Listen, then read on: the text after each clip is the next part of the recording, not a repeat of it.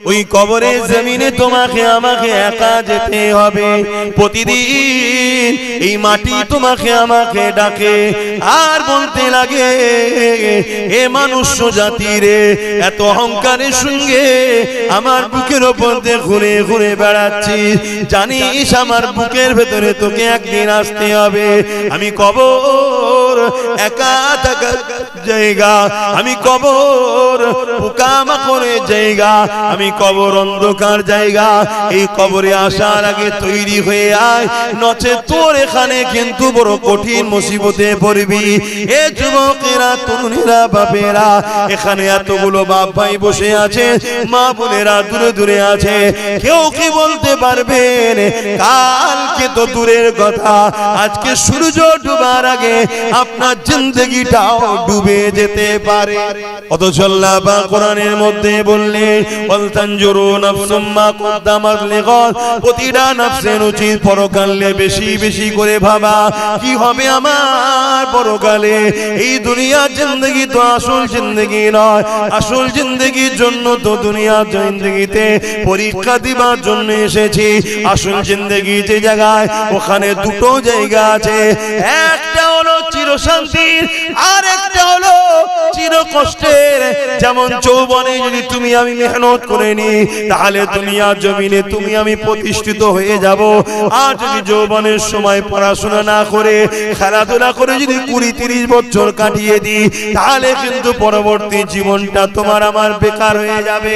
এই দুনিয়াবি জিন্দেগিতে তুমি আমি যদি একটু কষ্ট করতে পারি, আসল জায়গা পরকালে, ওখানে তুমি আমি শান্তি পেয়ে যাব। আর এখানে যদি তুমি আমি আনন্দ ফুর্তির মধ্যে কাটিয়ে দিই, তাহলে আখিরাত তোমার আমার বরবাদ হয়ে যাবে। এ নওজওয়ানেরা, তরুণেরা, এ নবী পাকের প্রেমিকেরা, এরপরও বলে যায় আল্লাহ তওবাকারীকে বড় পছন্দ করে। যারা অন্যায় করে ফেলেছে, যারা ভুল করে ফেলেছে, যাদের অন্যায় হয়ে গেছে, ভুল খাতা হয়ে গেছে, এখনো সময় আছে, তওবা করে না। বাকি জিন্দেগিটা আমার রাসূলুল্লাহ দ্বীন ইসলামের পাহারাদার হয়ে কাটার, বাকি জিন্দেগিটা আমার রাসূলুল্লাহর হয়ে গোলামি করে কাটার, বাকি জিন্দেগিটা যিনি দিয়েছে তিনার দাসত্ব করে কাটার। এ যুবকেরা, তরুণেরা, বাপেরা, আখিরাত বড় ভয়ানক হবে। তওবা করে নাও, তওবা করে নাও, কেন আল্লাহ তওবাকারীকে বড় পছন্দ করে। আল্লাহ পাকের কাছে ক্ষমাটা চেয়ে নাও। যেমন ইতিহাসের তারিখের মধ্যে পাওয়া যায়, হযরতে মুসা আলাইহিস সালামের জমানাতে এক যুবক ছিল যে কিনা ক্ষমতার জোরে বড় অন্যায় করেছে, বড় পাপ করেছে, অত্যাচার করেছে। এমন কিনা দেখা যায় প্রতিদিন একটা একটা করে নারীকে তার বিছানাতে সে নিয়ে আসতো। এরকম অসভ্যতা কাজও করেছে। প্রতিদিনের না একদিন সে বাজারে গেছে, বাজার থেকে এক গরিব ঘরের কন্যাকে, নারীকে খরিদ করে নিয়ে এসেছে। তৎকালীন সময়ে 60 দিরহাম টাকা দিয়ে খরিদ করে নিয়ে এসেছে। এই নিয়ে আসার পরে যখন রাত্রি তার খাস কামরাতে যেতে লেগেছে, ওই সময় যুবকটা দেখতে লেগেছে ওই নারীটা এমন করে থরথর করে কাঁপে আর চোখ ভরা পানি, কাঁদতে লেগেছে। এই যুবকটা বলতে লেগেছে, কেন আপনি কাঁদতে লেগেছেন? আপনি তো আমার থেকে অর্থ নিয়ে খুশি মনে এসেছে, আজ আপনি কেন কাঁদছেন? ওই কন্যা নারীটা বলতে লেগেছে, এ যুবক রে, আমি কোন খারাপ চরিত্রহীন নারী নয়, অভাবের জ্বালা কয়েক মাস ধরে রাস্তা খুঁজছি বিপদ থেকে বাঁচার কোনো উপায় না পেয়ে আজকে তুমি আমাকে অর্থ দিয়ে খরিদ করে এনেছো। কিন্তু পাপের কাছে যখন আগিয়ে এসেছি, আমার আল্লাহ পাকের কথা মনে পড়েছে, আমার আল্লাহর ভয়েতে আমি কাঁদতেছি ও কাঁপতেছি।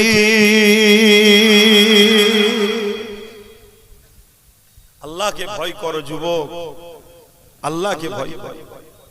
এই নওজওয়ান তরুণেরা, এই যুবকটা যখন ওই মেয়েটার মুখ থেকে, ওই বান্দির মুখ থেকে যখন এই খবরটা শুনলো, আল্লাহর ভয়ে সে কাঁপতেছে, আল্লাহর ভয়ে সে কাঁদতেছে। এই যুবকটার মধ্যে একটা অনুশোচনা তৈরি হলো, আরে আমি এত ধনী, আল্লাহ আমাকে এত অর্থ দিয়েছে, এত কিছু দিয়েছে, এরপরও আমার উচিত আল্লাহকে বেশি ভালোবাসা, এরপরও উচিত আল্লাহর সঙ্গে মহব্বত বেশি করা, তা না করে আমি আল্লাহ নাফরমানি করে বেড়াই। আর এই মেয়েটা এত গরিব হওয়ার পরও আমার আল্লাহকে কত ভালোবাসে, আমার আল্লাহকে কত ভয় করে, সে কিনা কোনোদিন পাপ করেনি, না ছাড়ে এসেছে, এরপরও সে কাঁদতে লেগেছে। এই দৃশ্য দেখে যুবকটার মধ্যে পরিবর্তন এসে গেছে। ওই যুবকটা ওই মেয়েটাকে বলতে লাগলো, এ মহিলা, আজ থেকে আমি তোমাকে বোন বলে সম্বোধন করলাম, তোমাকে আর অর্থ ফিরিয়ে দিতে হবে না, আমি তোমার সঙ্গে কোনো পাপ কাজে লিপ্ত হব না। তবে হ্যাঁ, একটা কথা বলবো, আমি তোমাকে সাক্ষী রেখে তওবা করতে চাই, আমি জনমের মতো পরিবর্তন হতে চাই, আর কোনোদিন শরাব পান করব না, আর কোনোদিন নোংরা কাজ করব না। এ আল্লাহর বান্দি রে, তুমি আমার জন্য সাক্ষী থেকে যাও। ওই মেয়েটার সামনে সাক্ষী রেখে ওই যুবকটা তওবা করে নিল। আল্লাহর বান্দিটা চলে গেল। এই যুবকটা রাত্রে কান্না শুরু করলো, ও রব্বি আল্লাহ, কত অন্যায় করেছি, কত ভুল করেছি, কত পাপ করেছি, আজ আমি তওবা করলাম, আপনি কি আমাকে ক্ষমা করে দেবেন, মাফ করে দেবেন। এইভাবে কাঁদতে কাঁদতে কাঁদতে কাঁদতে গভীর রাত হয়ে গেছে।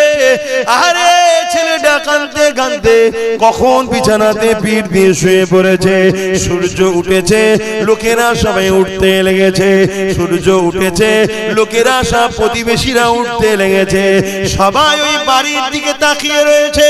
সবাই জানে গ্রামের এই ঘরের যুবকটা বড় ক্ষমতাশালী, বড় অর্থশালী, বড় নোংরা ছেলের বিরুদ্ধে কেউ কিছু বলতে পারে না। তাই সবাই অপেক্ষা রয়েছে, না জানি আজকে আবার কোন মহিলা সর্বনাশ করলো। কিন্তু ঘরের দরজার গোড়ায় যারা আগিয়ে এসে যাবার পথ দিয়ে দেখতে লেগেছে, ঘরের দরজায় গায়েবী ভাবে লেখা হয়ে গেছে, গত রাত্রে এই যুবকটা আল্লাহ পাকের কাছে তওবা করে নিয়েছে। আর আমার আল্লাহ তওবাকারীকে বড় পছন্দ করে, আমার আল্লাহ এর গুনাহ মাফ করে দিয়েছে। এর জানাজা যারাই মরবে, আমার আল্লাহ পাক তাদেরও গুনাহ মাফ করে দেবে। অর্থাৎ ওই যে কাঁদতে কাঁদতে ঘুমিয়েছে, ওই ঘুমটা ঘুম আর ছিল না, ওই ঘুমটা যুবকের জন্য মওত হলো। ওই যুবকটা কত সৌভাগ্যবান, মরণের আগে তওবা করে নিল, আল্লাহ তাকে মাফ করে দিল।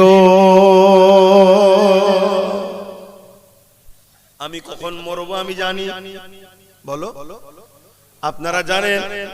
আপনি কখন মরবেন কেউ জানে? কালকের অপেক্ষা নয়, আজকেই তওবা করুন।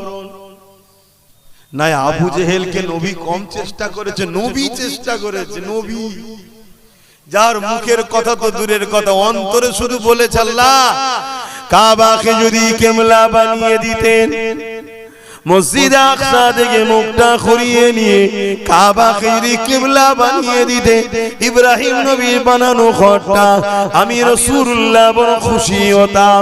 নামাজের মধ্যে হৃদয়ের মধ্যে শুধু ভেসে উঠেছে, আমার আল্লাহ জিবরাইলকে পাঠিয়ে দিল, এ জিবরাইল জলদি করে যাও, আমার হাবিবকে যে জানিয়ে দাও আমি আল্লাহ আমার হাবিবের মনের আশাকে কবুল করেছে। দূরে কাত নামাজ পড়া হয়ে গেছে, এখনো দূরে কাত বাকি আছে, বাকি দূরে কাত। আমার হাবিব যেদিকে খুশি, আমি আল্লাহ বা সেদিকে খুশি। কাবার দিকে মুখ করে কিয়ামত পর্যন্ত এটাই কিবলা হয়ে গেল। যে রাসূলুল্লাহ মুখ দিয়ে বলেন, অন্তরের মধ্যে উদিত হয়েছে, আল্লাহ সঙ্গে সঙ্গে নামাজের মধ্যে যে না 4 রাকাত হয়ে যায়, পরে রক্ত থেকে হবে খলি। না না না বন্ধু, তুমি যখন চেয়েছো এখনই কিবলা বানিয়ে দিলাম। সেই সেই রাসূলুল্লাহ আবু জেহেলকে কত বুঝিয়েছে, কত পরিবর্তনের জন্য চেষ্টা করেছে, কিন্তু আল্লাহ জানিয়ে দিয়েছে হাবিব যার অন্তরে আমি মোহর মেরে দিয়েছি সে কখনো পরিবর্তন হতে পারবে না। এ যুবক পরিবর্তন হও গো, তওবা করো, চেষ্টা করো, আল্লাহর কাছে সিজদায় পড়ে কাঁদো, ও রাব্বি আল্লাহ কেন আমি গান শুনতে চলে যাই, কেন আমি ফাংশনে চলে যাই, কেন আমি নামাজ থেকে দূরে থাকি, কেন আমি গান শুনি ভুল রাস্তায় যাই, ও রাব্বি আল্লাহ কেন আমি জালিমদের সঙ্গে দল করে ফেলেছি, এখনো কেন মন যাচ্ছে তাদের সঙ্গে যাবার, এখনো কেন মন যাচ্ছে হারাম অর্থের দিকে। এইভাবে আল্লাহর কাছে পানা চাও, সাহায্য চাও, কেননা আজ যদি তুমি সাহায্য না চাও, পানা যদি না চাও, মনে রেখে দিও ভাইদান ময়দানে মাশরটা বড় ভয়ানক হবে, যেদিনে তোমার পাশে কেউ দাঁড়াবার থাকবে না, ওই দিনে তোমার ফের কথা বলারও কেউ থাকবে না, ওই দিনে কারো কোনো জোর চলবে না। আমার আল্লাহ শুধু বলে দেবে যাও তোমাকে আমি জান্নাতি করে দিলাম, রুকারও কেউ থাকবে না। আর যাকে বলবে যাও তোমাকে জাহান্নামী করে দিলাম, ওই জায়গাতে কোনো রকম আর গুঞ্জাইশ চলবে না। পা দুটো আসমানের দিকে করে জমিনের দিকে পা করে দিয়ে মাথা করে দিয়ে ঘিসড়ে ঘিসড়ে জাহান্নামে নিয়ে যাওয়া হবে। এ যুবক আল্লাহকে ভয় করো। তবে বাবেদের মায়েদের যুবকদের বলে দিয়ে যায় দুনিয়াতে আল্লাহ পাক ছাড় দিয়েছে, ছেড়ে কিন্তু দেয়নি। একটা দিন আল্লাহ পাক তোমাকে আমাকে উঠাবে, ওই দিনটা হবে ময়দানে মাশর, যে দিনে আল্লাহ পাক জিবরাইল আলাইহিস সালামকে বলবে এ জিবরাইল আমার জাহান্নামকে নিয়ে এসে আমার আরশের পাশে বেঁধে দাও। হযরত জিবরাইল আলাইহিস সালাম চলে যাবে, জাহান্নামকে নিয়ে এসে আরশের পাশে বেঁধে দেবে। ৭০,০০০ জিনজিল দিয়ে আল্লাহ পাকের জাহান্নামকে বাঁধা হবে। এক একটা জিনজিলে ৭০,০০০ করে ফেরেশতা ধরে রাখবে, তথাপিও জাহান্নামকে ধরে রাখতে পারবে না। জাহান্নাম লম্বা লম্বা জিহ্বা করে গুনাহগার উম্মতিদেরকে ধরতে যাবে। এ যুবকের এই দিনটা তো কঠিন দিন হবে, যে দিনেতে বাপ নিজের ছেলেকে জমিনে শুইয়ে তার বুকের উপরে পা দিয়ে দাঁড়িয়ে যাবে, যে দিনেতে ছেলে তার বাপকে জমিনে শুইয়ে তার বুকের উপরে পা দিয়ে দাঁড়িয়ে যাবে, যে দিনেতে মা মেয়ের বুকের উপরে পা দিয়ে দাঁড়িয়ে যাবে, মেয়ে নিজের জনম দুঃখিনী মাকে জমিনে শুইয়ে দিয়ে তার বুকের উপরে পা দিয়ে দাঁড়িয়ে যাবে। এক কথাই যার উপরে যার জোর চলবে তাকে জমিনে শুইয়ে দিয়ে তার বুকের উপরে পা দিয়ে দাঁড়িয়ে যাবে। সাহাবা হুজুররা বলতে লাগলে ইয়া রাসূলুল্লাহ হাবিবাল্লাহ এইরকমটা কেন হবে? আল্লাহ নবী জানিয়ে দিলেন বাবা সাহাবারা, লোহা যেমন আগুনে দিলে পুড়ে পুড়ে লাল হয়ে যায়, সূর্য সেদিন মাথায় রাখবে দেখতে লেখা তো পরে আল্লাহ নামিয়ে দেবে, সূর্যের 12 গুণ তাপ আল্লাহ বাড়িয়ে দেবে। এই সূর্যের তাপেতে জমিনটা পুড়ে পুড়ে লাল হয়ে যাবে, এই জমিনে দাঁড়াতে পারবে না। এই যার উপরে যার জোর চলবে তাকে জমিনে শুইয়ে তার বুকের উপরে পা দিয়ে দাঁড়াবে। কি হবে এই দিনে যুবক ভাবো, তোমার কোন দাদা এদিন তোমাকে বাঁচাবে, তোমার কোন দিদি এদিন তোমাকে বাঁচাবে? কেন তারাতে গিয়ে থেকে কনফার্ম টিকিটে জাহান্নামের লাইনে থাকবে, তারা তো তোমার আমার কাতারও তাকে থাকবে না। তাহলে এই দিনে তোমার আমার কি হবে? এই দিনে যখন আল্লাহ জিজ্ঞাসা করবে এ বান্দারে হাত দিয়েছিলাম আমি, আমার জন্যই হাতে কি করেছি বল? বান্দা পা দিয়েছিলাম আমি, এই পায়ে আমার রাস্তায় কখনো কতটা হেঁটেছি বল? আমার জন্য কি করেছি বল? বান্দারে জবানে কথা দিয়েছিলাম আমি, এই জবানের কথা তালিয়ে আমার জন্য কি বলেছে বল। এ আমার বান্দারে, চোখে রোশনি দিয়েছিলাম আমি, এই চোখে রোশনি নিয়ে তুই আমার জন্য কি দেখেছি বল। বান্দারে, জিন্দেগি দিয়েছিলাম আমি, যৌবন দিয়েছিলাম আমি, তাকত দিয়েছিলাম আমি, জমিন আমার ছিল, আসমান আমার ছিল, গাছ তুই লাগাতিস, ওই গাছকে বাঁচিয়ে সরষের ফুল ফুটিয়ে ফসল ধরিয়েছিলাম আমি। এ বান্দারে, আমার জন্য কি করেছিস বল। কি উত্তর দেবেন বলেন, আমরা আল্লাহর জন্য কি কি করেছি। पैगंबरों का रोज़ा दिखा दे खुदाया, दरे मोदद से मिला दे खुदाया, शराबे मुहब्बत पिला दे खुदाया, पैगंबरों का रोज़ा दिखा दे खुदाया। अल्लाहुम्मा सल्ली अला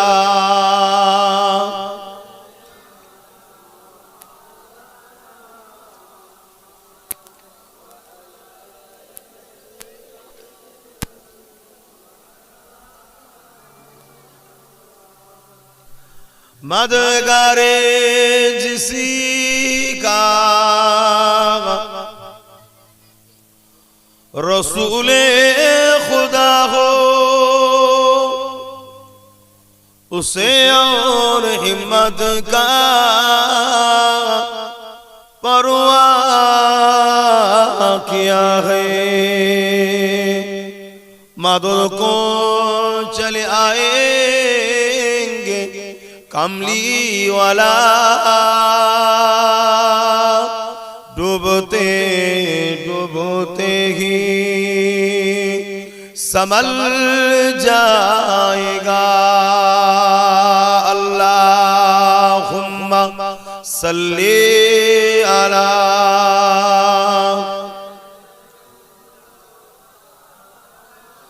वला आले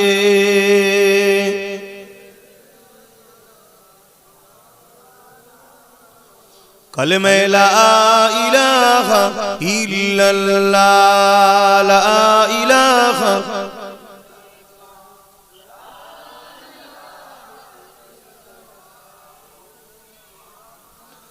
हस्बी रब्बी जल्लल्लाह, माफी क़ल्बी ग़ैरुल्लाह, हस्बी रब्बी जल्लल्लाह, माफी क़ल्बी ग़ैरुल्लाह, नूर मुहम्मद सल्लल्लाह, हक़ ला इलाहा इल्लल्लाह, ला इलाहा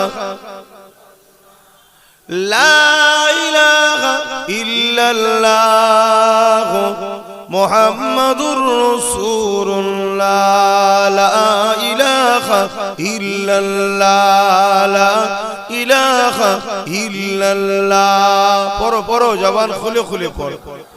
ला इलाहा इल्लल्लाह, ला इलाहा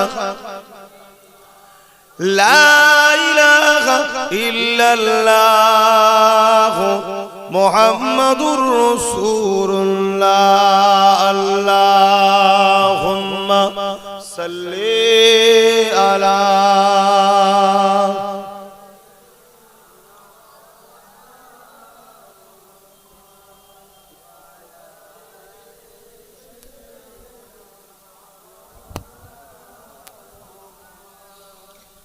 وقال الله تعالى في كلام المزيد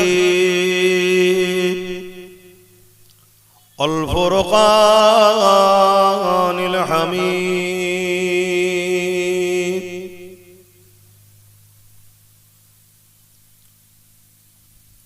قل إن كنتم تحبون الله فاتبعوني يحببكم الله ويغفر لكم ذنوبكم والله غفور رحيم।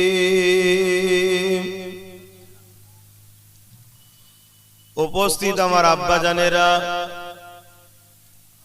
আমার নওজোয়ান তরুণেরা, যুবকেরা, ছোট ছোট বাচ্চারা, উলামা হযরত, হাফেজে কোরআন, নামাজি, মুত্তাকি, পরহেজগার ইমাম সাহেবগণেরা, দূর দূরান্তে অবস্থিত আমাদের সকলের মা ও বোনেরা, আল্লাহ পাকের দরবারে শুকরিয়া, এই শীতের দুপুরে খাটাখাটির মানুষ আপনারা কাজ কাম করে এসে কোন রকম দুটো খাওয়া দাওয়া করে একটু শীত ঘুম বিছানায় পিঠ না দিয়ে আপনারা জান্নাতের বাগানে এসে বসেছেন। আল্লাহ যে আপনাদেরকে নিয়ে এসে বসার তৌফিক দিয়েছেন, তাই সকলে একটু জবান খুলে মহান স্রষ্টা শুকরিয়া আদায় করে বলি আলহামদুলিল্লাহ। হয়তো একটু বিছানায় পিঠ দিলে একটু আরাম হতো, কিন্তু মনে রাখবেন এই জান্নাতের বাগানে কি হলো, মাইকে সমস্যা হচ্ছে কেন? এই জান্নাতের বাগানে বসা তরুণ আল্লাহ আমাদের ছোট ছোট গুনাহগুলো মাফ করে দিয়ে থাকেন। জোরে বলুন সুবহানাল্লাহ। আল্লাহ নবী আরো বলেছেন, যেখানে কোরআনের মাহফিল দেখবে, দ্বীন ইসলামের মাহফিল দেখবে, সাহাবা হুজুরদের বলেছেন ওটা হলো জান্নাতের একটা টুকরা বাগান, ওখানে গিয়ে তোমরা বসবে। সাহাবা হুজুররা জিজ্ঞেস করলেন বসলে কি হয়? আল্লাহ নবী বললেন, আমার আল্লাহ তাদের উপরে রাজি ও খুশি হয়। জোরে বলুন সুবহানাল্লাহ। হয়তো ঘরে থাকলে একটু বিছানায় পিঠ দিলে জানটা আরাম হতো, কিন্তু এখানে বসে আল্লাহকে রাজি খুশি করতে পেরেছি। আর আমার আল্লাহ যাকে যত পরীক্ষা নেবে, ভালোবাসবে, তাকে দুনিয়ায় কিন্তু তত বেশি কঠিন পরীক্ষাও নেবে। এটা নিয়ম। আপনি ভাববেন না এমনি এমনি জান্নাত পেয়ে যাব। আপনি ভাবছেন না কি এমনি এমনি আপনারা ইসলাম পেয়ে গেছেন। অনেক ঝড়, অনেক বাধা, অনেক পাহাড় অতিক্রম করে আজ আপনাদের এলাকায় ইসলাম এসেছে। আর আমার আল্লাহ পাকের সিস্টেমই এটা। দেখে দাও, আমার আল্লাহর সিস্টেমই এটা। আল্লাহ যাকে যত ভালোবাসে তাকে তত বেশি কঠিন পরীক্ষায়, কঠিন কাজে, কঠিন মুসিবত দিয়ে আজমাই, পরীক্ষা নেয়। প্রত্যেকটা নবী আলাইহিস সালামকে আল্লাহ পরীক্ষা নিয়েছে। এমনি এমনি তারা কামিয়াবি হয়নি।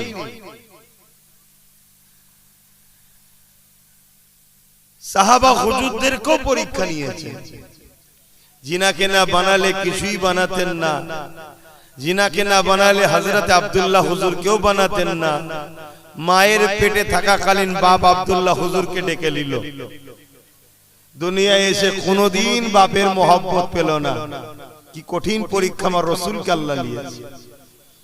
কিছুদিন যেতে না যেতে আম্মা আমিনাকেও ডেকে নিলেন। কত বড় বড় দুশমনের মোকাবেলায় আমার রাসূলুল্লাহর কখনো দান্দা মুবারক শহীদ হয়েছে, কখনো রক্তাক্ত হয়ে তায়েফে অজ্ঞানে পড়েছে, কখনো পাহাড়ে চলে গেছে, কখনো আবার মদিনা, ইয়াসরিব, মক্কা ছেড়ে মাতৃভূমি ছেড়ে হিজরত করতে হয়েছে। দুনিয়াকে আল্লাহ দেখাচ্ছে যে আমার বন্ধু তোমাদের জন্য মডেল। আমার বন্ধু আমার ভালোবাসায় কি স্যাক্রিফাইস করছে দেখো। কত ত্যাগ স্বীকার করছে দেখো। আর তুমি কে তাহলে? তুমি কি ভাবছো আমি এমনি এমনি জান্নাত চলে যাব? যার জন্য জান্নাত বানালাম, যার জন্য কায়নাত বানালাম, সে আমার প্রেমে কি কুরবানি দিচ্ছে দেখো। আর তুমি আব্বাস সিদ্দিকী দাদা হুজুরের আওলাদ হয়ে নবীর খানদান হয়ে মনে করেছে এমনি এমনি জান্নাত চলে যাবে? তুমি 5 ওয়াক্ত নামাজ পড়ে একটু মুখে দাড়ি মাথায় টুপি দিয়ে একটু তাসবিহ তাহলিল পড়ে মনে করছো আমি জান্নাত চলে যাব? তাহলে ইমামে হোসাইন কারবালায় কি করতে গিয়েছিল? নামাজ পড়তো না, তাসবিহ ছিল না, হজ ছিল না। আমার আল্লাহ বলছেন আমি যাকে যত ভালোবাসি তাকে তত কঠিন পরীক্ষা নিই। সাহাবা হুজুররা কখনো কখনো কাঁদতেন নবীর দরবারে, হুজুর আমাদের বড় ভয় লাগছে, আল্লাহ কি আমাদের উপরে নারাজ হয়ে গেলেন? আল্লাহ কি আমাদের উপরে বেজার হয়ে গেলেন? আল্লাহ নবী বলতেন কেন? হুজুর অনেক দিন হয়ে গেল কোনো বিপদ আসেনি আমাদের উপরে। ভাবছেন আমি কি বলছি? কোন মুসিবত আসেনি, কোন পরীক্ষা আসেনি, বড় আরামে আছি হুজুর। তা আমাদের বড় ভয় হচ্ছে আল্লাহ কি নারাজ হয়ে গেল? আর আমরা সবাই চাই একটু আরামের জন্য। আর সাহাবা হুজুররা কদিন যদি একটু আরাম পায় অমনি রাসূলুল্লাহর কাছে গিয়ে কাঁদে আর বলে হুজুর আমরা কি ভুল করলাম? আল্লাহ কি নারাজ হয়ে গেলেন? আমাদেরকে কি অপছন্দ করে নিলেন? হায় রে জিন্দেগি, এটা তো পরীক্ষার জায়গা, এটা তো পরীক্ষার সেন্টার দুনিয়া। এখানে আপনি যদি ভালো ভাবে পরীক্ষা দিতে পারেন রেজাল্ট আউট হবে। সুম্মা নুফিকা উখরা ফাইযা হুম কিয়ামুন ইয়ানজিরুন। ময়দানে মাশর যেদিন সবাইকে উঠানো হবে সেই দিন রেজাল্ট আউট হবে। যারা নেক আমল করেছে তাদেরকে ডান হাতে দেওয়া হবে, যারা বদ আমল করেছে বুকের ভেতর দিয়ে হাত ঢুকিয়ে পিছনে বার করে বাঁ হাতে দেওয়া হবে। যে দিনটা কত কঠিন হবে। আজ আব্বাস সিদ্দিকী বুঝাচ্ছে, উলামারা বুঝাচ্ছে, তবে হক উলামা, উলামাদের মধ্যে আবার দুটো শ্রেণী আছে, একটা খায়রুল উলামা, একটা শাররুল উলামা। যে উলামা কথা বলবে আল্লাহর রাসূলের জন্য সে হলো খায়রুল উলামা। আর যে উলামা ইলম শিক্ষা করে দুনিয়া তাগুতি শক্তির পক্ষে দালালি করবে সে হলো দুনিয়াদার উলামা। খায়রুল উলামাদেরকে আল্লাহ এত শান দিয়েছে, হাক্কানি উলামা যারা, যাদের মধ্যে আলে ইলম ও ইলমানে দুটো ইলম আছে, তাদেরকে আল্লাহ এত শানওয়ালা করেছে। কোন কবরবাসীর পাশ দিয়ে যদি যায় আর কবরে যদি আযাব হয়, এই চলে যাবে হেঁটে 40 দিন গোরের আযাবকে আল্লাহ maaf করে দেবে। জোরে বলুন সুবহানাল্লাহ। আল্লাহর পক্ষে নবীর পক্ষে যে উলামা, অর্থাৎ মুখ খুললে উদ্দেশ্য থাকবে আল্লাহর জন্য, রাসূলের জন্য। মান আহাব্বা লিল্লাহ ওয়া আবগাদা লিল্লাহ ওয়া আতা লিল্লাহ ওয়া মানআ লিল্লাহ ফাকাদ ইস্তাকমালাল ঈমান। এই উলামা যারা হবে ময়দানে মাশরে আল্লাহ তাদেরকে প্রথমেই ঘোষণা দেবে, আমার উলামা বান্দারা এখানে তোমাদের দাঁড়াবার জায়গা নয়, তোমরা এই কঠিন দিনে দাঁড়াতে হবে না, যাও তোমরা সব জান্নাতে চলে যাও, বেহিসাব জান্নাতি তোমরা। জোরে বলুন সুবহানাল্লাহ। তারা যখন জান্নাতে যাবে একদল লোক তাদেরকে আবার ধরবে, যাচ্ছেন কোথায়? না আল্লাহ আমাদেরকে জান্নাত যেতে বলেছে, ওয়াদা ভঙ্গ হচ্ছে না কেন? আপনি তো দুনিয়ায় ওয়াজ করেছিলেন আল মারউ মা মান হাব্বা। বুখারী শরীফের হাদিস, এক গ্রাম্য মানুষ রাসূলকে জিজ্ঞেস করছে, হুজুর কিয়ামত কবে হবে? আল্লাহর নবী বলছেন মাআদাতলাহা, এই ছেলে কিয়ামতের জন্য কি করেছো? ফাকাম আদাতুলাহা কাসীরা সালাতি ওয়া সিয়ামি। ইয়া রাসূলুল্লাহ বেশি বেশি নামাজ রোজা করতে পারিনি, ইল্লা তবে আন ইউহিব্বুল্লাহ ওয়া রাসূলুহু, আল্লাহ ও রাসূলকে অন্তর থেকে ভালোবাসি। জোরে বলুন সুবহানাল্লাহ। আল্লাহ নবী বলেছিলেন আল মারউ মা মান হাব্বা, দুনিয়ায় যে যাকে ভালোবাসবে পরকালে সে তার সঙ্গে জান্নাতে যাবে। জোরে বলুন সুবহানাল্লাহ। আপনারা উলামারা এই হাদিস শোনাতেন, আমিও শোনালাম এখন। আজকে আমাদেরকে বাদ দিয়ে যাচ্ছেন কেন? আমরা তো আপনাদের ভালোবাসতাম, প্যার করতাম। আপনারা যেখানে আসতেন আমরা খাওয়া দাওয়া ছেড়ে দিয়ে জড়ো হতাম, আপনাদের তাকবীর দিতাম, আপনাদের জন্য কি না করেছি, আপনাদের বিষয়ে কথা বললে মারপিটও করে ফেলেছি। কেন? আপনারা আল্লাহ ও রাসূলের পক্ষে ছিলেন তাই। তা আজকে আপনারা জান্নাতে যাচ্ছেন, তা আমাদেরকে বাদ দিয়ে যাচ্ছেন কেন? আপনারা তো বলেছিলেন দুনিয়ায় যে যাকে ভালোবাসবে পরকালে তার সঙ্গে থাকবে। তা আমরা ভালোবাসি তো, আপনারা আমাদেরকে নিয়ে যাবেন না কেন? শুনছেন তো আপনারা? এ যুবক, কাদেরকে ভালোবাসতে হয় দেখো, কাদের সঙ্গে উঠা বসা করা দরকার দেখো, কাদের সঙ্গে বন্ধুত্ব করতে হয় দেখো। আল্লাহ কোরআনে বলছি, আইয়ুহাল্লাযীনা আমানুত্তাকুল্লাহ, হে বিশ্বাসী ঈমানদারেরা আমি আল্লাহকে ভয় কর, অকুনু মা'আস সাদিকিন, সত্যবাদীদের অনুসরণ কর, সত্যবাদীদের দলভুক্ত হ। এই সত্যবাদী কারা? আল্লাহ নিজে বলছেন, ইহদিনাস সিরাতাল মুস্তাকিম, মুস্তাকিম যারা, মুস্তাকিম কারা? মিনান নবীন, মুস্তাকিম কারা? সিরাতাল লাযীনা আন'আমতা আলাইহিম, যাদের উপরে আল্লাহ ইনাম দিয়েছে তাদের হলো মুস্তাকিম, তাদের রাস্তাটা হলো সরল সঠিক মুস্তাকিমের রাস্তা। কাদের উপরে আল্লাহ ইনাম দিয়েছে? আল্লাহ নিজেই বলছে, মিনান নবীন ওয়াস সিদ্দিকিন ওয়াস শুহাদা ওয়াস সালিহিন। এই চার শ্রেণী হলো আমার পেয়ারা বন্ধু, এরাই হলো সঠিক রাস্তার লোক।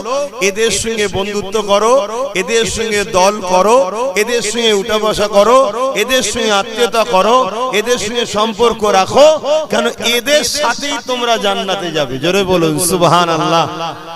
আর আমার যুবকরা, কাদের সঙ্গে দল করো, কাদের সঙ্গে বন্ধুত্ব করো, কাদের সঙ্গে উঠা বসা করো। আজকে তো আমরা ডাকলেও তোমরা অনেকে আসতে চাও না, যারা এসেছো আলহামদুলিল্লাহ, বিশ্বাসে মিলাই বস্তু তর্কে বহুদূর। হতে তো পারে আজকের এই মজলিস যদি জান্নাতে যায় আমরা পার হয়ে যাব, তর্ক করতে যাচ্ছি না। যদি যাই কামিয়াবি আছে না নাই, কিন্তু জাহান্নামে যাবে এটা তো বলতে পারবে না কেউ। কোরআনের মাহফিল কি জাহান্নামে যায়? কিন্তু যদি আজকে কবুল হয়ে যায়, বলো বলো বলো, এগুলো ভাবতে হয়। সারা জীবন তাড্ডা দিলাম মেলাতে, ফাংশনে, যাত্রায়, গানেতে, জুয়াতে, ফাঁসে, ফাজেল, বেহুদা, বেনামাজি, গাঁজাখোর, মাতাল, চরিত্রহীন, জালিম, বদমাই, লুটেরাদের পিছনে তো সারা জীবনটাই কেটিয়ে দিলাম। আর পরকালে আশা করছি আল্লাহর ওলির সঙ্গে জান্নাতি হবে। এটা কি হাস্যকর নয়? তো ভাইরা আমার দেখুন না, কাতার দিচ্ছে এবারে এই দিকে, আমার দুটো বাপ ওখানে বসে আছে, কাতার এবারে এই দিকে যাবে। আচ্ছা বলুন, আমার কি আর খদ্দের লাগবে মনে হচ্ছে? তাও আমি লোকটা খুব খারাপ, লোকের পিছনে লা লাগলে আব্বাস সিদ্দিকীর মনে হয় ভাত হজম হয় না। কি সমস্যা! দেখুন ওই কটা বাইরে দাঁড়িয়ে আছে, বাইরে বসে আছে কিছু কটা। এটা চক্ষু লজ্জাও লাগে যে আমাদের ভাই আমাদেরকে ডাকছে, এসি, আর নাই পালিয়ে যায়। আমি শুনেছি এক কান কাটা হলে নাকি বাজারে এক সাইড দিয়ে যায়, আর দু কান কাটা হলে বাজারের ভেতর দিয়ে যায়। দু কান কাটা দেখে এখনো বসে আছে। তোমাদের কি খবর? ধান তুলবে নাকি? কি গো, আমার কথা খারাপ লাগছে? হায় হায়, ভালো দুনিয়া নেই এখন, ভালোর ভাত নেই। কেড়ে নেবে, মেরে নেবে, বন্দুক দেখাবে, বোম দেখাবে, তারাই এখন নেতা। বড় বড় সব ডক্টর, বড় বড় এমবিবিএস, বড় বড় শিক্ষিত লোক দাঁড়ালে ভোট পাচ্ছে না। চোর ডাকাত, খুনি, বদমাই, লুটেরা, চরিত্রহীন, ডাকাত, ফেরেববাজ, বাটপার, তারাই সব জিতে যাচ্ছে। কি দুনিয়া এলো! এটা মাওলানা হাফেজ সাহেব, ওলি সাহেবকে দাঁড় করিয়ে দাও, কি ফতোয়া চলবে বাপরে বাপ। আর তিনটে চারটে মার্ডার কেসের আসামি, কোনো ফতোয়া নেই। কি সমাজে ঘটছে না ঘটেনি? তো যা আমি যে কথা বলছিলাম, কিয়ামতের দিন আল্লাহ ওই আলেম বান্দারা আল্লাহ পাকের কাছে আবার আসবে। আল্লাহ পাক একদল লোক দুনিয়ায় আমাদেরকে পিয়ার করত, তারা আজকে ময়দানে মাহশরে দাঁড়িয়ে আছে। তারা আমাদের কাছে বলছে যে আমরা তাদেরকে যেন সাথে করে জান্নাতে নিয়ে যাই, কিন্তু রাসূল বলেছিলেন যে যাকে ভালোবাসবে তার সঙ্গে জান্নাতে যাবে। আজ আমরা শুনিয়েছিলাম, এই হাদিস শুনিয়েছি আমরা। আল্লাহ নবী আল্লাহ পাক বলবেন আমার বান্দা তো সত্য বলছে, এই ফেরেশতা যাও এই উলামা বান্দাদের সঙ্গে তাদের সাথীদেরকে মাননেওয়ালা ভালোবাসা দিগকে জান্নাতি করে দাও। জোরে বলুন সুবহানাল্লাহ।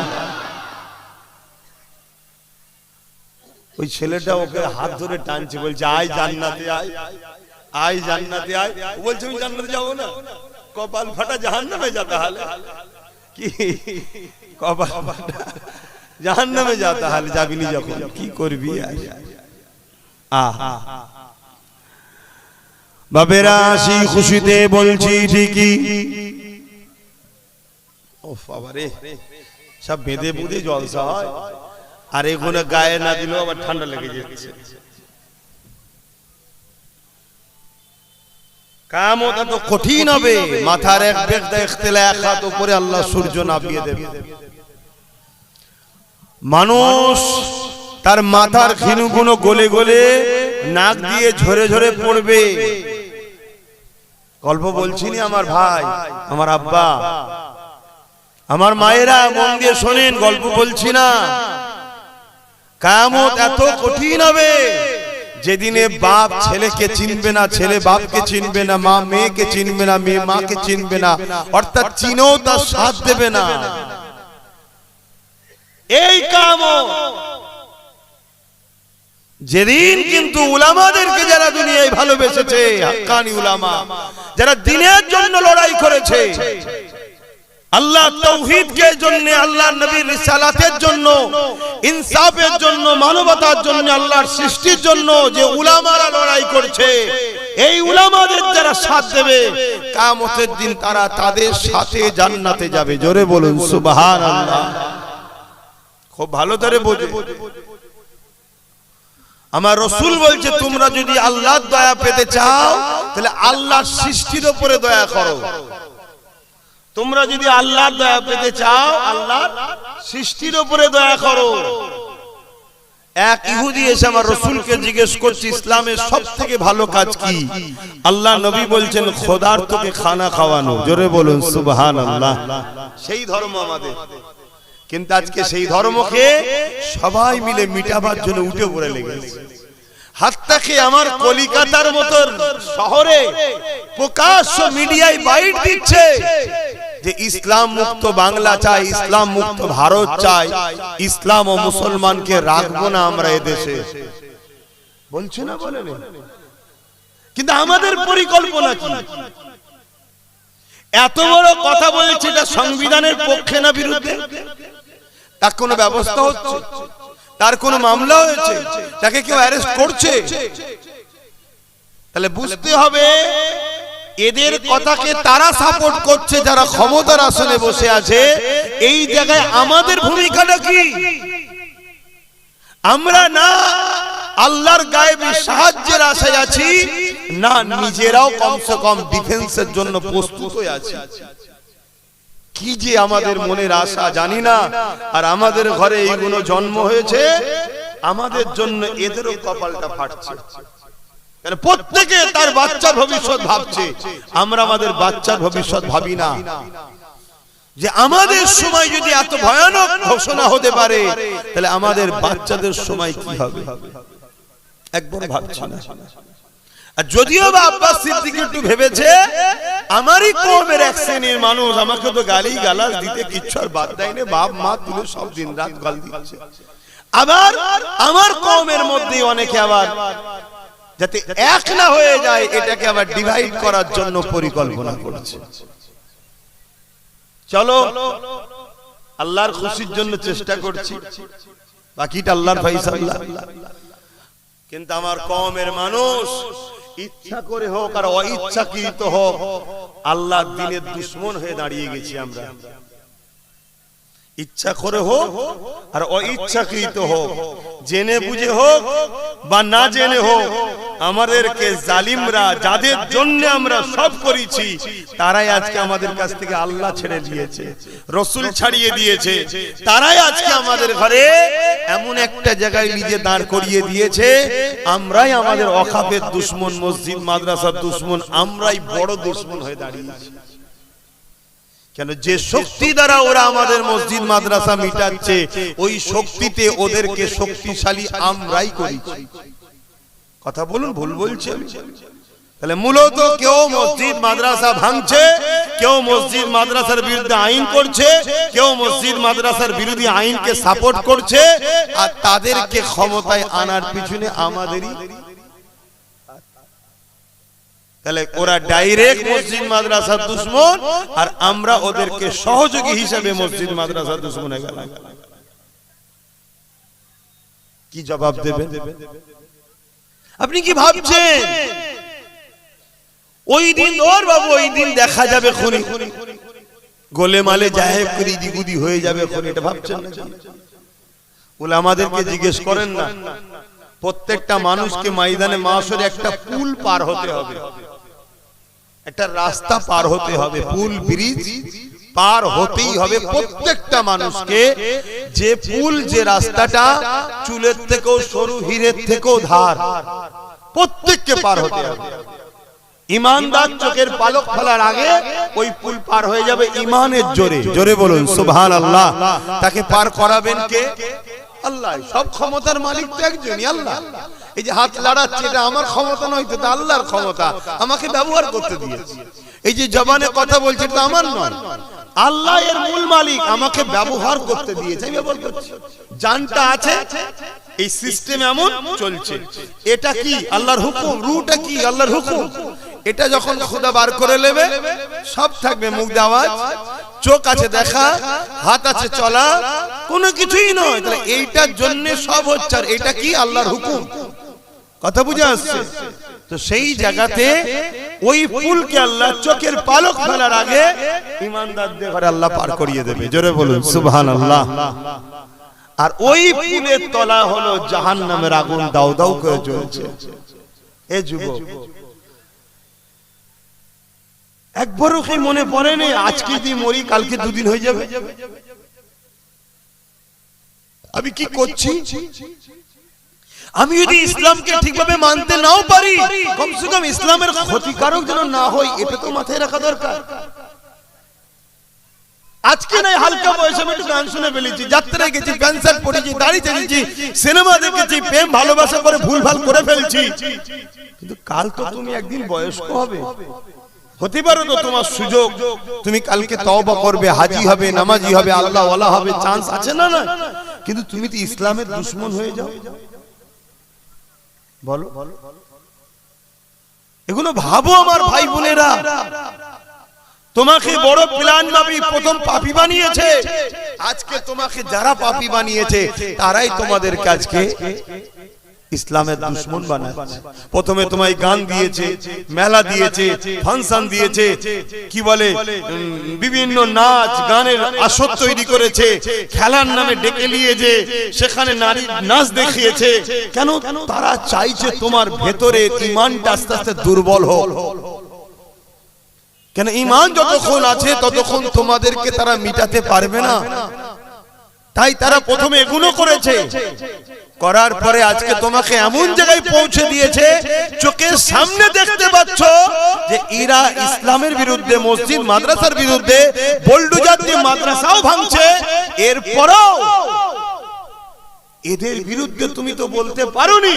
যদি আব্বাস সিদ্দিকীর মতো কোন উলামারা এদের বিরোধী করে, তোমার মনে হচ্ছে তাদেরকে গালি দেওয়া দরকার, কিন্তু ইসলামের দুশমনদেরকে তোমার সাপোর্ট করতে ভালো লাগছে। এটা তোমার ধ্বংসের আলামত। তুমি তওবা করো, আল্লাহর কাছে সিজদায় পড়ে কাঁদো। আমরা শাস্তি কাকে বলি আমরা ঠিক বুঝতে পারি না। প্রকৃত শাস্তি কি? গরিব হওয়া। এই প্রকৃত শাস্তি কি গরিব হওয়া? দুনিয়ায় গরিব কত বছর গরিব ভাই? বলুন দুনিয়ায় গরিবটা ক বছরে? সর্বোচ্চ ধরলি 100 বছর, সর্বোচ্চ ধরছি কত বছর? 1.5 ঘুমিয়ে কেটে যায়। ঘুমিয়ে থাকলে কি গরিব হয়? 50 বছর, 50-এর মধ্যে 15 বছর শিশু বয়স কাটে। বড়লোক গরিব কিছু বোঝে না। তাহলে সামান্য জিন্দেগিটা গরিবি। অথচ কিয়ামতের দিন গরিবরা ধনীদের থেকে 500 বছর আগে জান্নাতে যাবে। জোরে বলুন সুবহানাল্লাহ। আর এই 500 বছর ধনীরা ময়দানে মাশরে থাকবে। যেদিনটা কত কঠিন হবে বুঝতে পারছেন তো? খুব ভালো করে বোঝেন। কিন্তু আজকে দুনিয়ায় প্রকৃত আল্লাহ পাকের আযাব শাস্তি হলো কি? আল্লাহ যদি তোমাকে, খুব ভালো করে শোনেন, আল্লাহ যদি আপনাকে, আপনাদেরকে বা কাউকে তার থেকে দূরে সরিয়ে দেয়, এর থেকে বড় শাস্তি আর কি হতে পারে? যে আল্লাহ চাই না তুই আমায় সেজদা দে। শুনছেন? আল্লাহ তোমাকে সেজদা দিবার সুযোগ দিচ্ছে না, যে তুই আমায় সেজদা দে, এই সুযোগটা আল্লাহ তোমায় দেয়নি। বলো এর চেয়ে বড় কষ্ট দুঃখ আর কি হতে পারে? যে আমার প্রভু, আমার স্রষ্টা আমার সেজদা সে পছন্দ করে না, তাই আমাকে সুযোগও দেয় না দিবার। কিছু বুঝাতে পারছি তো নাকি? আল্লাহ চাই না তুই মসজিদে আয়, আল্লাহ তোমাকে তার থেকে সরিয়ে দিচ্ছে, তোমার খেয়ালই নাই। এর চেয়ে বড় আর কি কষ্ট হতে পারে? যে আমার রব, আমার স্রষ্টা আমার উপর খুশি নয়। একটা ব্যক্তি, মন দিয়ে শুনুন, একটা ব্যক্তি ফজর বেলা সুন্নাত নামাজ পড়ে ফজরের ফরজ নামাজের অপেক্ষায় বসে আছে। কখন ঘুমিয়ে পড়েছে। এমন সময় ঘুম ভেঙেছে ফজরের ওয়াক্ত বা শেষ হব, তাড়াতাড়ি উঠে উযু না করেই নামাজ পড়ে নিয়েছে। সারা দিন তার বড় ভয়ে ভয়ে কেটেছে যে আমি বিরাট বড় ভুল করেছি, আমার উপর হয়তো আল্লাহর আযাব হবে। কিন্তু কিছুই হয়নি। শুনছেন? ও পরের দিন কি করেছে? ইচ্ছা করে ঘুম থেকে উঠে উযু না করেই নামাজ পড়েছে, সুন্নত ফরজ। দ্বিতীয় দিন ভাবছে প্রথম দিন না হয় আমি তাড়াহুড়ো করে চলে যাবে বলে নাই করিনি, কিন্তু আজকে তো ইচ্ছা করে করেছি, আজকে ঠিক শাস্তি আমার উপর আসবে। সারা দিন কেটে গেল, রাত এলো, ঘুমিয়ে পড়লো, কিছুই হয়নি। তারপরের দিন সংসার জীবন ছিল, স্ত্রীর কাছে কাছে গোসল ফরজ হয়েছিল, গোসল ফরজটা আদায় না করে ওই অবস্থাতেও নামাজ পড়েছে। শুনছেন? আজকে কিন্তু ভাবছে আমার রেহাই নাই, কিন্তু কিছুই হয়নি।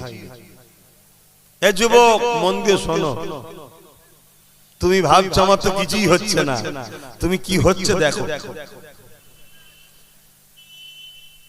একটা বন্ধু ছিল, সে ফলো করেছে, সে জিজ্ঞেস করছে, হারা তোর তো 3 দিন মন মিজাজ বড় খারাপ দেখছিলাম, কি ব্যাপার? আজকে তো ঠিক আছে দেখছি। তখন তাকে ঘুলিয়ে সব বলেছে যে প্রথম দিন এই হয়েছিল, দ্বিতীয় দিন এই ছিল, তৃতীয় দিন এই হয়েছিল, তো আমার তো কিছুই হলো না। বন্ধু আফসোস করে বলছে, হাই রে তুই বুঝলি না তোর কি হয়েছে? বলছে কই কিছুই হয়নি। তখন বন্ধু জিজ্ঞেস করছে, কি হলে তুই ভাবতিস? আমি ভেবেছিলাম হয়তো আমার হাত ভেঙে যাবে, পা ভেঙে যাবে, কি অ্যাক্সিডেন্ট হবে, কি কোনো বিমারে পড়ে যাব, কি আসমান থেকে কিছু আমার উপরে আযাব আসবে, কই কিছুই হলো না তো। তখন বন্ধু আফসোস করে বলছে, যদি এগুলো কাজ হতো তাহলে হালকার উপর দিয়ে হতো, অনেক বড় শাস্তি আল্লাহ তোকে দিয়েছে, তুই বুঝতে পারিসনি। কি শাস্তি? আল্লাহ তোকে ইসলাম থেকে বার করে দিয়েছে, তোর খেয়ালই নাই। শুনছেন কি বলছি? আমার কওমের ছেলে যুবক, তুমি ভাবছো আমি গান শুনছি, ফাংশনে যাচ্ছি, যাত্রায় যাচ্ছি, মসজিদের দুশমনদের সঙ্গে দল করছি, মাদ্রাসার দুশমনদের সঙ্গে যাচ্ছি, কই আমার তো কিছুই হচ্ছে না। আমি লোককে মারি, গরিবকে মারি, একে মাথা ফাটাই, ওর জমি দখল করি, আমার তো কই কিছুই হচ্ছে না। এমন তো নয়, আল্লাহ তোকে ইসলাম থেকে বার করে দিচ্ছে। আর যে ইসলাম থেকে বেরিয়ে যাবে তার কবরে ঢোকার সাথে 99টা সাপ দেবে, দুমুখো সাপ আসবে এবং তাকে সারা জীবন জাহান্নামে জ্বলতে হবে।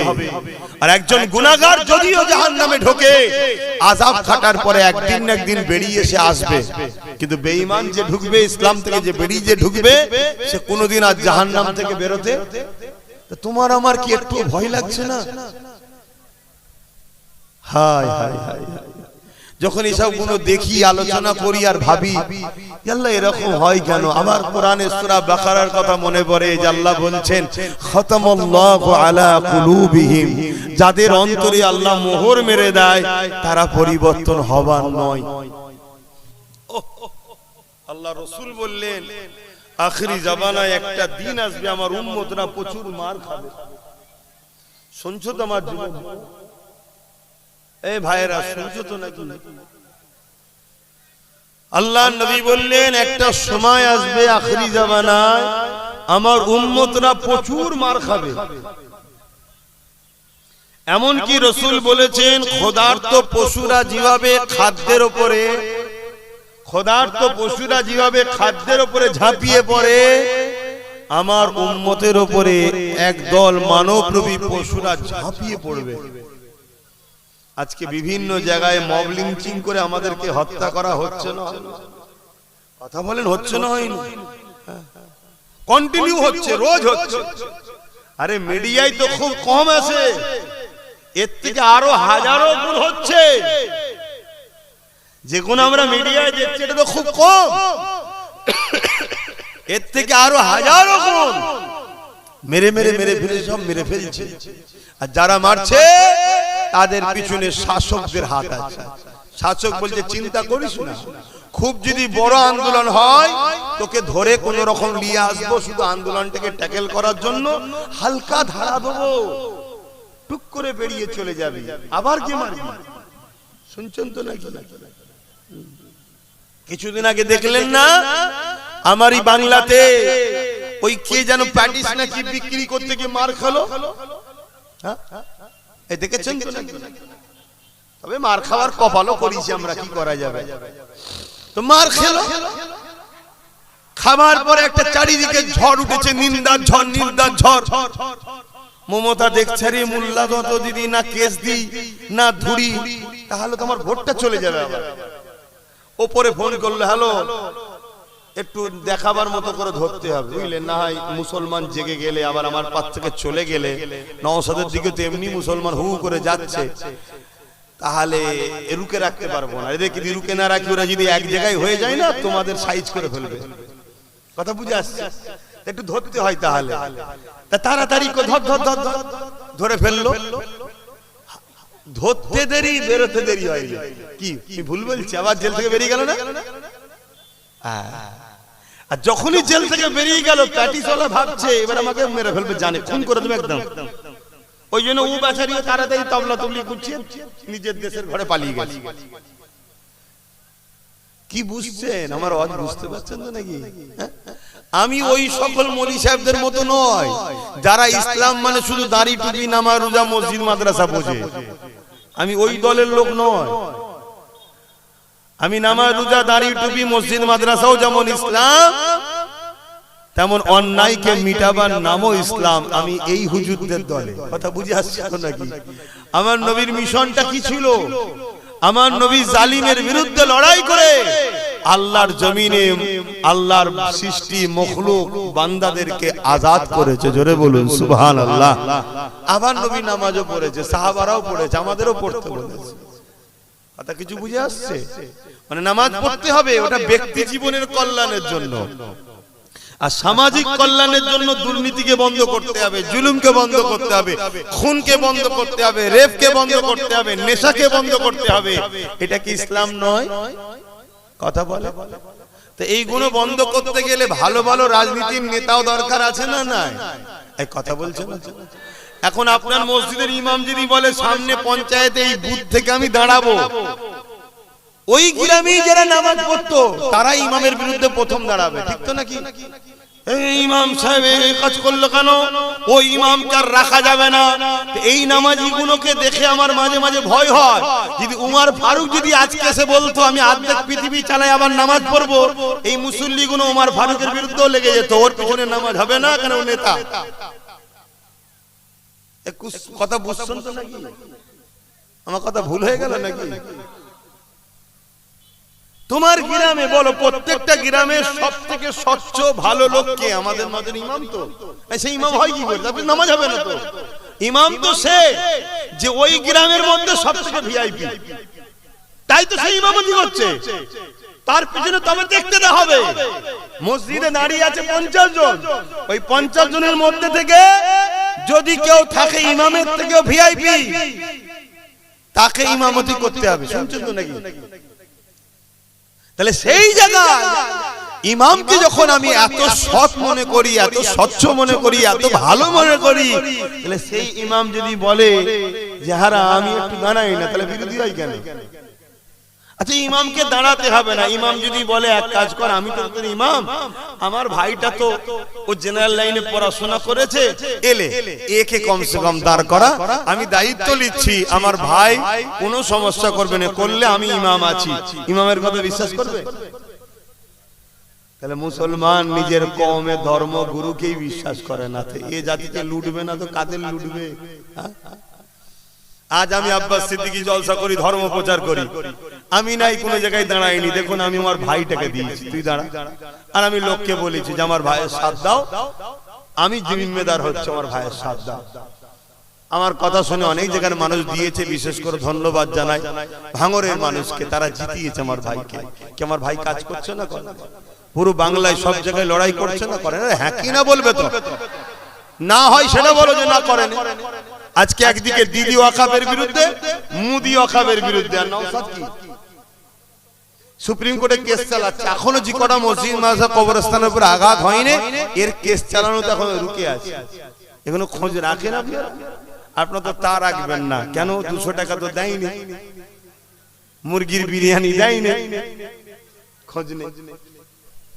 তো যাক, একটা জিনিস বুঝাতে গিয়ে বললাম, ভাবুন কি আবার বলাটা হারাম হয়ে গেল যে এইটা কি হলো? সর্বনাশ সর্বনাশ সর্বনাশ।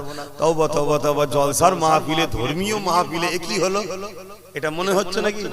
যদি এটা মনে হয়, সেই দিন মনে হয়নি নবী দিবসের ব্যানারে যখন ফাসেক ফাজেল ইসলাম বিরোধী, পাক হতে জানে না, পিশাব করে ইস্তেঞ্জা করে পবিত্র হতে জানে না, ইসলামের দুশ্মনগুলোকে নিয়ে এসে যখন নবী দিবসে মেম্বারে তোলা হয়, মাইক ধরে বলে ভাইও বহনো বলে, তখন মনে হয়নি এটা কি হচ্ছে? যখন ইফতার পার্টির নামে আমার ধর্মের একটা ফরজ ইবাদতকে নিয়ে খেলা করা হয়, তখন মনে হয়নি যেটা কি হচ্ছে? যখন কলকাতায় রেড রোডে ঈদের নামাজে মহিলাদের যেতে নেই, মুসলিম মহিলাদেরও যেতে নেই, সেখানে একটা মাদ্রাসা মসজিদ দুশ্মন মমতা যখন রেড রোডে যাচ্ছে, তখন মনে হয়নি যে নামাজকে নিয়ে রাজনীতি হচ্ছে? আমার কথাটাই মনে হচ্ছে রাজনীতি হচ্ছে। তাহলে জানতে হবে তুই কপাল ফাটা হয়ে গেছিস, এই জন্য আমারটাই তোর বুকে ব্যথা হচ্ছে, আর অন্যটা তোকে মনে হচ্ছে এটা ঠিক হচ্ছে। কি গো, আপনাদের বুকে কারো ব্যথা হয় না তো? যদি হয় ওই একই লাইনে, তাহলে আবার ফেলো করি মা কোতেল, তুমি কি আমার পড়? আমার ডাইরেক্ট কথা দিনের জন্য বলে যাব, যার ভাল লাগবে নেবে, না ভাল লাগবে না লাগবে, আমি কি করতে পারি? আসর থেকে নামাজ আর কাজা নয়, আজকেই তওবা করুন যে আর কখনো খারাপ রাস্তায় নয়, যদিও হয়ে যায় সঙ্গে সঙ্গে আবার তওবা করুন। শুনছেন তো? আবার যদি তওবা করার পরে আবার হয়ে যায়, আবার তওবা করুন, কিন্তু তওবার সময় নিয়তটা যেন পাকা থাকে, কেন আল্লাহ অন্তরের খবর জানে। শুনছো তো ভাইরা? আল্লাহ অন্তরের খবর জানে। রাসূল পাক সাল্লাল্লাহু আলাইহি ওয়াসাল্লামকে সাহাবারা জিজ্ঞেস করছেন, হুজুর যদি তওবা করে আবার যদি পাপ করে আবার যদি তওবা করে কতবার? আল্লাহ নবী বললেন, যতবার তওবা করবে বান্দা আল্লাহ পাক ততবার ক্ষমা করবে। জোরে বলুন সুবহানাল্লাহ। কত দয়ালু আল্লাহ! সেই আল্লাহ ছেড়ে দিয়ে যুবক আমরা দূরে আছি। আমি বলতে আবার বাধ্য হচ্ছি, তোমাদের ওই বাঁশটা দিবার কারণ কি মনে হচ্ছে? ওই বাঁশটা দিবার কারণটা কি মনে হচ্ছে? এইটুকু বিবেক বুদ্ধি জ্ঞান আল্লাহ দেয়নি। ওই বাঁশটা দিবার কারণ হচ্ছে ওইদিকে সরষে চাষ করেছে যাতে চাষের ক্ষতি না হয়, তাই তো না? তাহলে ওই দিকটাই কেন রয়েছে তোমরা? দেখো কাকে বলছি, কে শুনছি।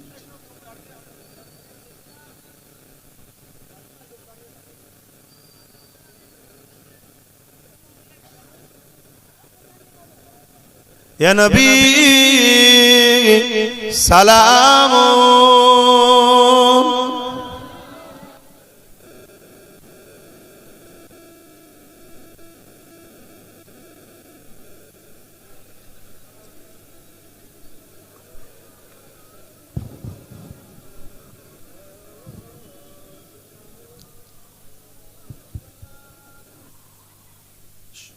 যারা রাস্তায় আছেন নেমে আসেন না, এই সুযোগে নেমে আসেন চচ্চর করে, এখনই তো দোয়া হবে।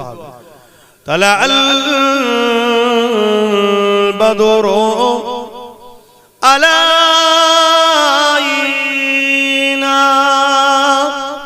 মিন শানিয়াতিল ওয়াদাই ওয়াজাবা শুকরু আলাইনা মাদাগা লিল্লাহ আহিদাই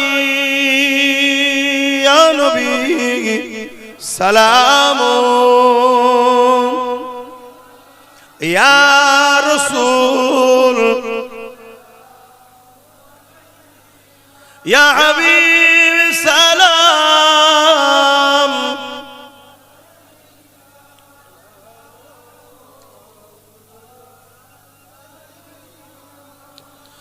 কঠিন হাসরের দিনে কি আছে মোদের কপালে, গুনাহগার উম্মাহ আতো আপনার লইবেন সঙ্গে মাহশরে। ইয়া নবী সালাম ইয়া রাসূল সালাম ইয়া হাবিব।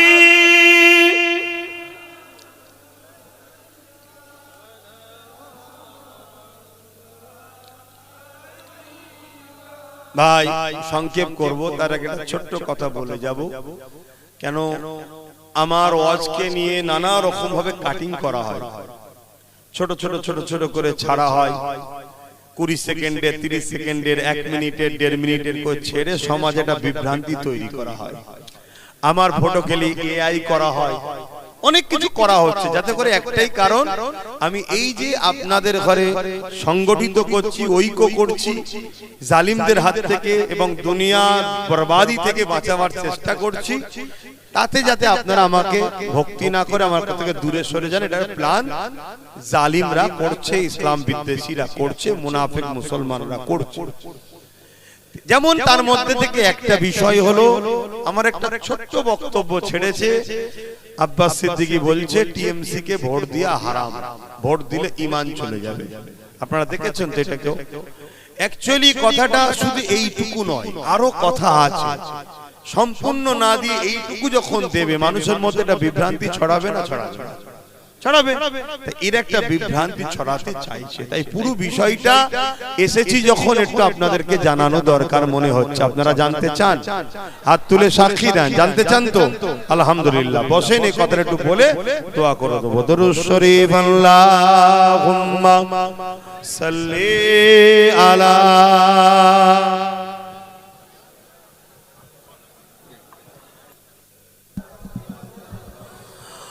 ওয়ালা আলি সাইয়্যিদিনা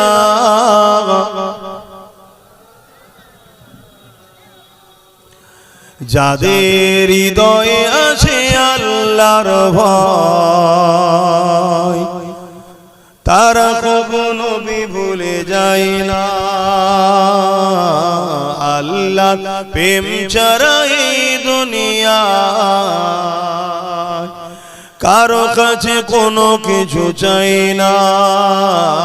যাদের হৃদয়ে আছে আল্লাহর ভয় তারা কখনো ভুলে যায় না।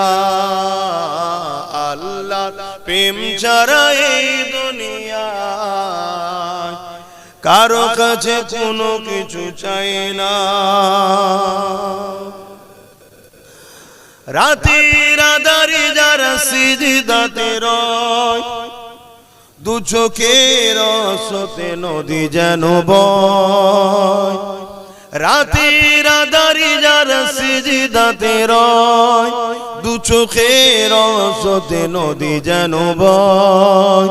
ছলনার ঘাছানি যতই আসো ছলনার ঘাছানি যতই আসো পিছনে ফিরো তাকায় না। যাদের হৃদয়ে আছে আল্লাহর ভয় তারা কখনো ভুলে যায় না। আল্লাহ প্রেম ছাড়া এই দুনিয়া কারো কাছে কোনো কিছু চাই না। দিন কায়েমের পথে যারা অবিচল তারা হলো আল্লাহর প্রিয়জন। দিন কায়েম বলতে কি? দিন কায়েম বলতে কি? যারা এই জমিনের উপর থেকে অন্যায় মিটাতে চায়, ঘুষ মিটাতে চায়, দুর্নীতি মিটাতে চায়, জুলুম মিটাতে চায়, নারীদের অধিকার দিতে চায়, এতিমের অধিকার দিতে চায়, বিধবার অধিকার দিতে চায়, সাম্য শান্তি ন্যায় প্রতিষ্ঠিত করতে চায়, তাওহীদ এর রিসালাতের মেসেজকে প্রতিষ্ঠিত করতে চায়, তারাই তো হলো প্রকৃত আল্লাহর পেয়ারা। এটাই হলো ইসলাম। জোরে বলুন সুবহানাল্লাহ। দিন কায়েমের পথে যারা অবিচল তারা হলো আল্লাহর প্রিয়জন। বাতিলের কাছে যারা হার মানে না বাতিলের কাছে যারা হার মানে না সংগ্রাম করে যায় অমরণ। যাদের হৃদয়ে আছে আল্লাহর ভয় তারা কখনো ভুলে যায় না। আল্লাহ প্রেম ছাড়া এই দুনিয়া কারো কাছে কোনো কিছু চাই না। আল্লাহুম্মা সাল্লি আলা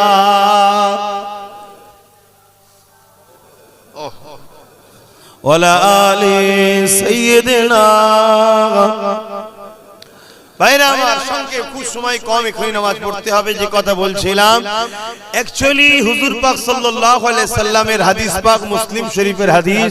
আল্লাহ রাসূল বলছেন যে অন্যায় দেখলে হাত দিয়ে রুখে দাও, অন্যায় দেখলে হাত দিয়ে রুখে দাও। যদি হাতে রুখতে না পারো মুখ দিয়ে অন্যায়ের প্রতিবাদ করো। যদি মুখ দিয়ে প্রতিবাদ করতে না পারো অন্তর থেকে ঘৃণা করে দূরে সরে যাও। আর অন্তর থেকে ঘৃণা করে দূরে সরে যারা যায় এদেরও ঈমান আছে, কিন্তু ঈমান দুর্বল। ঈমান কি? দুর্বল। তাহলে অন্যায় দেখলে প্রথম নম্বর ঈমানের স্তর হাত দিয়ে রুখতে হবে। যদি হাত দিয়ে রুখতে না পারো মুখ দিয়ে প্রতিবাদ করতে হবে। মুখ দিয়ে প্রতিবাদী করতে না পারো কমসে কম অন্তর থেকে ঘৃণা করে দূরে সরে যাও। এই তিনটের মধ্যে কোনো গুণ যদি তার মধ্যে না থাকে, উপরন্তু সে অন্যায়কে সহযোগিতা করছে, সাপোর্ট করছে, তার মধ্যে ঈমান থাকবে না। কথা মাথায় ঢুকছে? অপর হাদিস শরীফ মিসকাত শরীফের হাদিস, আল্লাহ রাসূল বলছেন কেউ জালিম জানার পরেও যদি তুমি তাকে শক্তিশালী করতে চাও তাহলে তুমি ইসলাম থেকে বেরিয়ে যাবে। যে ইসলাম থেকে বেরিয়ে যাবে তার ঈমান থাকে।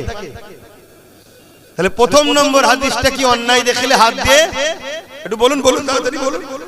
যদি হাতে রুখতে না পারেন মুখ দিয়ে প্রতিবাদ, আর যদি মুখ দিয়ে প্রতিবাদ না করতে পারেন অন্তর থেকে ঘৃণা করে দূরে সরে যাও। বলুন, মসজিদ, মাদ্রাসা, কবরস্থান, ঈদগাহ, খানকার বিরোধী করা, মিটিয়ে দিবা, ষড়যন্ত্র করা, এটা ন্যায় না অন্যায়? কেন্দ্র সরকার এই ষড়যন্ত্র করছে না করেনি, তা নাই না অন্যায়? তাহলে অন্যায় যখন হাত দিয়ে রুখতে হবে, যদি হাত দিয়ে রুখতে না পারো মুখ দিয়ে প্রতিবাদ, যদি মুখ দিয়ে প্রতিবাদ না করতে পারো অন্তর থেকে ঘৃণা করতে হবে। তা না করে কোনো মুসলমান যদি কেন্দ্র সরকারকে ভোট দেয় তার ঈমান আছে? এটা আমি প্রথম বলেছি বক্তব্য, সেটা দেয়নি। কেন দেয়নি? আমাকে তো অনেকে প্রমাণ করতে চাইছে আমি বিজেপির লোক, শুনছো তো নাকি? আর মমতা হলো আল্লাহওয়ালা লোক, আমি হলাম বিজেপি। হাই রে মুনাফিক মুসলমান কিছু আছে না? না, চেষ্টা করছি। তাহলে এই বক্তব্যটা দিলে তোরা প্রমাণ করতে পারবে না, ওই জন্য এটা দেয়নি। তার পরেরটা দিয়েছে। কি দিয়েছে? তাহলে প্রথমে এর বিরোধী বলেছি যে অন্যায় করছে এদিকে ভোট দেয় সেই মুসলমানের ঈমান থাকবে না। দ্বিতীয় বলেছি সেই বিজেপির আইন, বা তখন তো দিল্লি চলে যাওয়ার কথা বলেছিল, এখন তার দিল্লি বলে না, এখন আইনটাকেই মেনে নিয়েছে। কি মেনেছে না মানে না? তাহলে ডাইরেক্ট বিজেপি আইন করেছে, ওই আইনকে বাংলা সরকার মেনে নিচ্ছে। তাহলে ও যে অন্যায় করেছে ও সে অন্যায় করছে না করে না? ও মসজিদ মাদ্রাসার দুশমন, এও মসজিদ মাদ্রাসার দুশমন না দুশমন নাই? তাহলে নাই করছে না অন্যায় করছে? রাসূলুল্লাহর হাত দিয়ে রুখতে হবে, যদি হাত দিয়ে রুখতে না পারে মুখ দিয়ে প্রতিবাদ করতে হবে, মুখ দিয়ে প্রতিবাদ করতে না পারে একে ঘৃণা করে দূরে থাকতে হবে। তা না করে কোনো মুসলমান যদি একেও ভোট দেয় এই রাজ্য সরকারকে, তার ঈমান থাকবে? আমি তো এইটাই বলেছি, এটাই বলেছি। তাও কি উদ্দেশ্য? মসজিদ মাদ্রাসাকে বাঁচাবার স্বার্থে। কথা বুঝে আসছে? এটা বলার পরে আরো বলেছি কি, কোরআন শেষ হয়ে যাবে কেউ যদি বলে ঠিক বলেছে না অন্যায় বলছে। কোরআন কি শেষ হবে? আওয়াজ দেন মুসলমানের গলায় শুন, কোরআন শেষ হবে? কোরআন শেষ হবে? কার কার আকীদা কোরআন শেষ হবে না হাত তুলে দেখান। কার কার আকীদা কোরআন শেষ হবে না হাত তোলে, লম্বা করে হাত তোলে। কেউ হাত তুলতে বাকি আছে কি দেখো তো পাশে পাশে, না দেখতে হবে মুনাফিক আছে না নাই দেখতে হবে। কেউ হাত তুলতে বাকি আছে কি আশপাশে দেখো। যদি এইতে কেউ হাত না তোলে সে যদি মুসলমান হয়, তার দুটো জিনিস হয়, গোড়াই গন্ডগোল হয়ে গেছে। কথা বুঝছেন তো নাকি? গোড়াই হাত না বান, গোড়াই গন্ডগোল বোঝেন তো? হ্যাঁ, এই খুব ভালো বোঝে। হয় গোড়াই গন্ডগোল হয়ে গেছে মানে জমিন আমাদের, চাষ অন্যজন করে দিয়েছে। হাই গোড়াই গন্ডগোল, আর নচেত ও ভালো ঘরের ছেলে কিন্তু আজকে ইসলাম থেকে বেরিয়ে বেঈমান হয়ে গেছে। কথা বুঝে আসছে না? এই দুটো ছাড়া তৃতীয় কিছু হতে পারে না। কারণ এখানে আমি খেলা করতে বসি। তাহলে ও রাজ্য সরকার বলেছে না বলেনি যে কোরআন শেষ এবং উন্নতি শেষ হবে না? ঠিক বলেছে না অন্যায় বলেছে? তাহলে হাত দিয়ে রুখতে হবে না? হবে না? মুখ দিয়ে প্রতিবাদ করতে হবে না? হবে না? অন্তত ঘৃণার দরকার আছে না নাই? তা না করে কোনো মুসলমান যদি ভোট দেয় ঈমান থাকবে? আচ্ছা, প্রসাদ খাওয়া আমাদের জন্য হালাল না হারাম? প্রসাদ খেলে গুনাহ হয় না ঈমান চলে যায়? জোরে বলেন। ঈমান চলে যাবে। কথা বুঝে আসছে? তাহলে সেই প্রসাদকে রাজ্য সরকার আমাদেরকে রেশনের মাধ্যম দিয়ে খাওয়াচ্ছে না খাওয়ায়নি? ঠিক করেছে না অন্যায় করেছে? জোরে বলো। তাহলে এই অন্যায় হাত দিয়ে রুখতে হবে না? হবে না? যদি হাত দিয়ে রুখতে না পারে মুখ দিয়ে প্রতিবাদের দরকার আছে না নাই? তা যদি না হয় অন্তর থেকে ঘৃণার দরকার আছে না নাই? তা না করে একে যদি আবার ভোট দেয় ঈমান থাকবে? আমি তো এইগুলো বলেছি, বলার পরে বলেছি যদি তোমরা মনে করো যে না একে রাখা দরকার, তোকে ক্ষমা চাইতে বল। ওকে ক্ষমা চাইতে বল প্রথমে। যদি ক্ষমা চায় যে আমার ওগুলো বলা ভুল হয়ে গেছে, আমায় ক্ষমা করে দাও, তাহলে এই ক্ষমার পানিশমেন্ট হিসাবে আরেকটা কাজ করতে হবে। কি? চেয়ারের চারটে পায়ার মধ্যে একটা পায়া আমাদের হাতে দায়িত্ব দিতে হবে।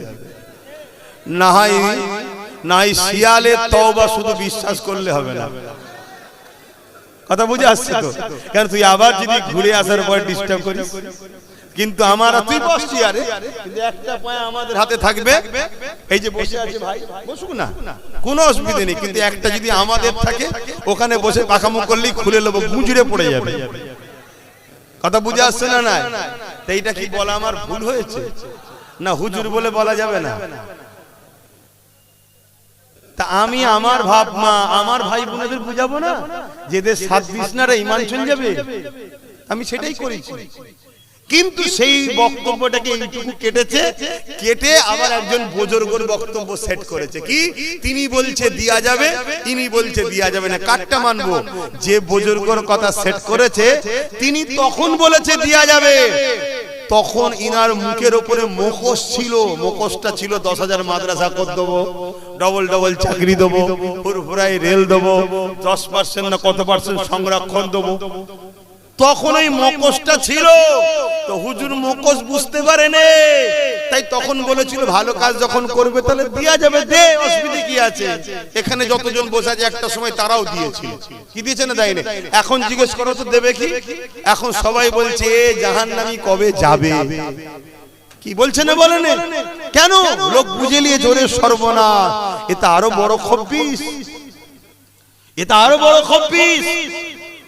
আমার সিল আমার নোরা আমারই ভাঙছে দাঁতের গোড়া, ওরাও আমাদের দুশ্মন, কিন্তু আমার সিল আমার নুরা পাইনি, নিজে সিল নুরা নিয়ে এসে মারছে।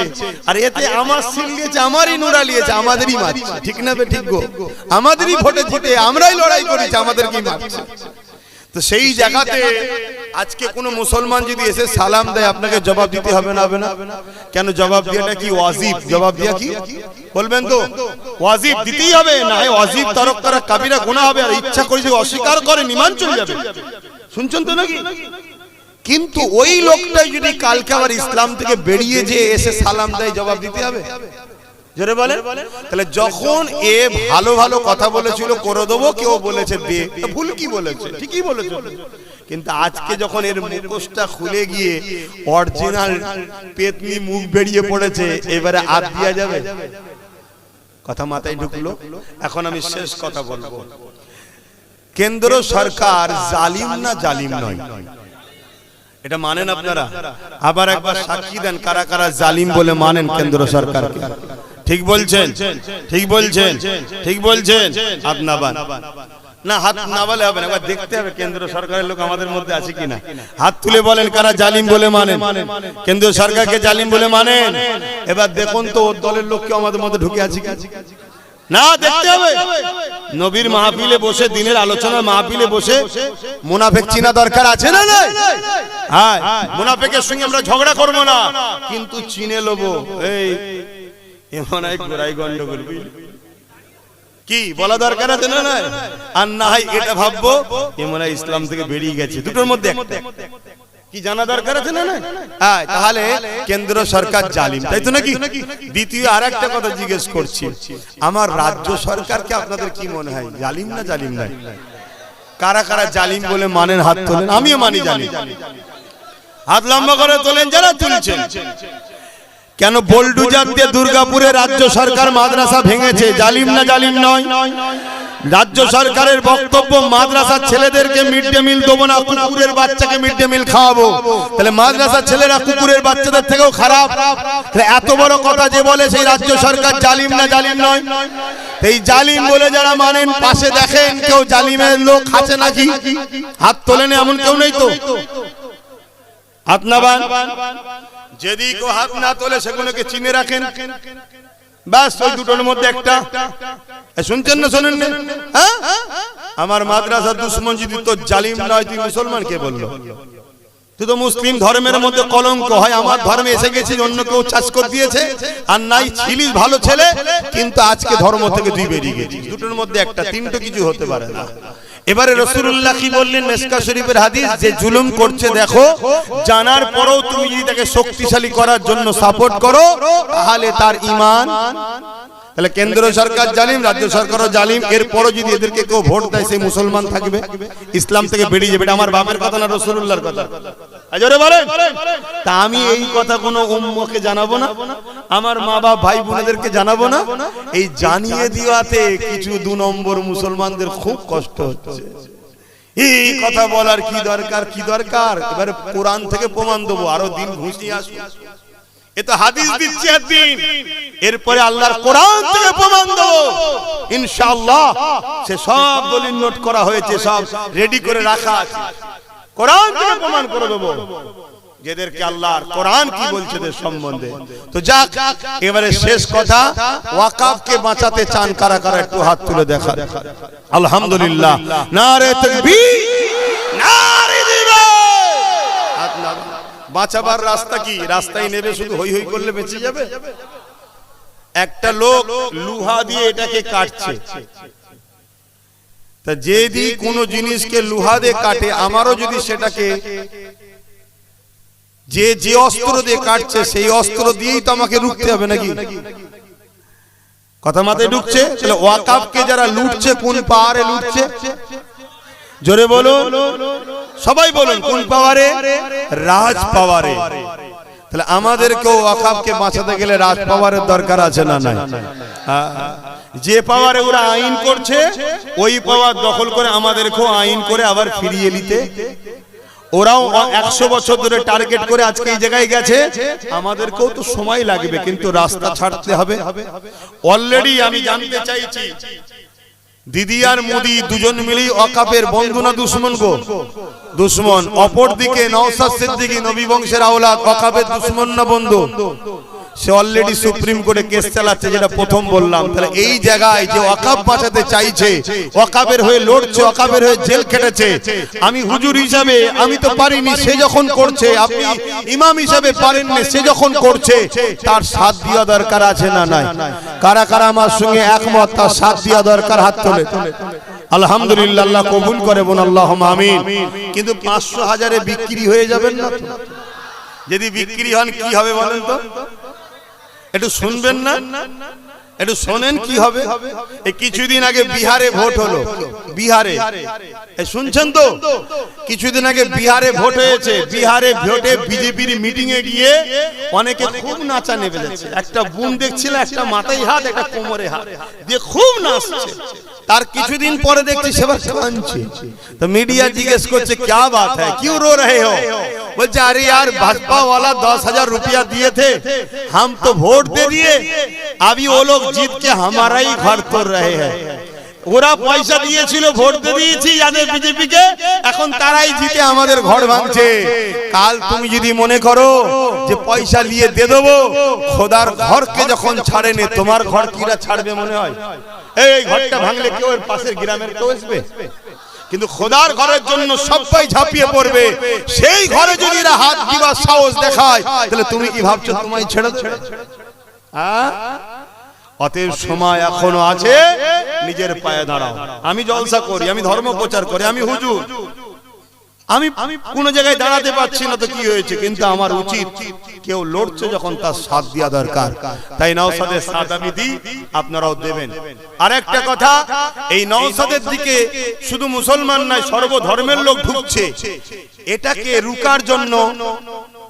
রুকার জন্য পরিকল্পনাও হচ্ছে। নতুন নতুন অনেককে নাবিয়ে দেওয়া হবে, নতুন নতুন অনেককে নাবিয়ে দেওয়া হবে।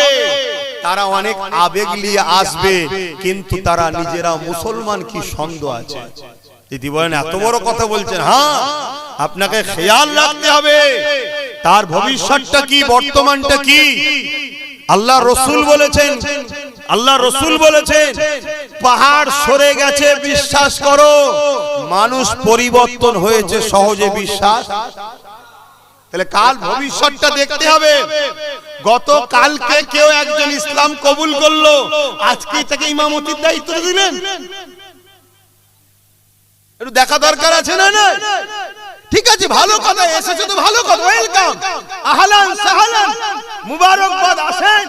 কিন্তু আপনাকে দেখবো না 2-3 বছর, কি করছেন আপনি?